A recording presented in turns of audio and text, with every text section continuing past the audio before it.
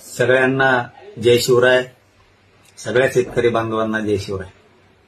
आपल्या शेतकऱ्यांच्या कर्जमाफीसाठी, विविध शेतकऱ्यांच्या, शेतमजुरांच्या, दिव्यांगांच्या प्रश्नासाठी माजी मंत्री बच्चूभाऊ कडू यांनी हे उपोषणाला बसले.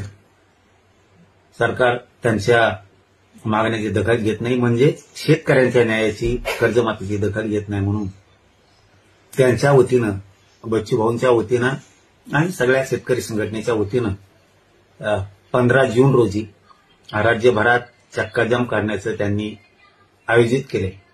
त्याला सगळ्या बांधवांनी, या राज्यातल्या शेतकरी बांधवांनी शांततेत मोठ्या प्रमाणात कर्जमाफीसाठी सगळ्या शेतकऱ्यांनी पाठिंबा द्यावा, ही सगळ्या शेतकरी बांधवांना विनंती करतो.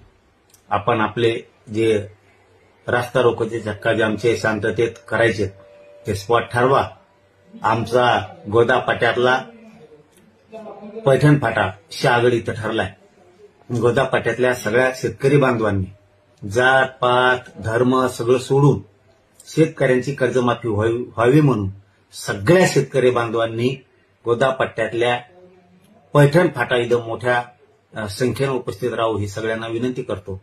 आणि राज्यभरातली कर्जमाफी शेतकऱ्यांची व्हावी म्हणून मराठवाडा, विदर्भ, खानदेश, पश्चिम महाराष्ट्र, कोकण, मुंबई सगळ्या विभागातल्या जमत तसं सर्व शेतकऱ्यांनी एक दिवसासाठी 15 जून रोजी सगळ्यांनी शांततेत एकजूट दाखवून आपल्या शेतकऱ्याला, स्वतः आपण शेतकऱ्याचे लेकर आहेत, आपल्या स्वतःला न्याय मिळवून घेण्यासाठी आपण सगळ्यांनी एक दिवस रस्त्यावर यावं आणि शांततेत यावं. कुठंही उद्रेक, जाळपोळ कसली घटना कोणी करू नये.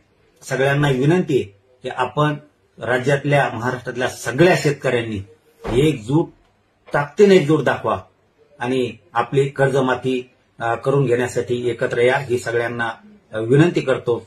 आणि याचबरोबर राज्यासह याचबरोबर आपलंही गोदापट्ट्यातलं सगळ्यांनी मिळून, सगळ्या शेतकरी बांधवांनी मिळून ठरवलं वाटतंय, निवेदन पण दिलेत वाटतं काल, की पैठण फाटा इथं गोदापट्ट्यातल्या सगळ्या शेतकऱ्यांचा स्पॉट ठरलाय. तर सगळ्या शेतकरी बांधवांनी गोदापट्ट्यातल्या पैठण फाटा इथं शांततेत येऊन सगळ्यांनी चक्काजाम, रास्ता रोको आंदोलन करून आपल्या शेतकऱ्यांना कर्जमुक्ती कायमची व्हावी म्हणून एकत्र यावं, ही सगळ्यांना विनंती. धन्यवाद.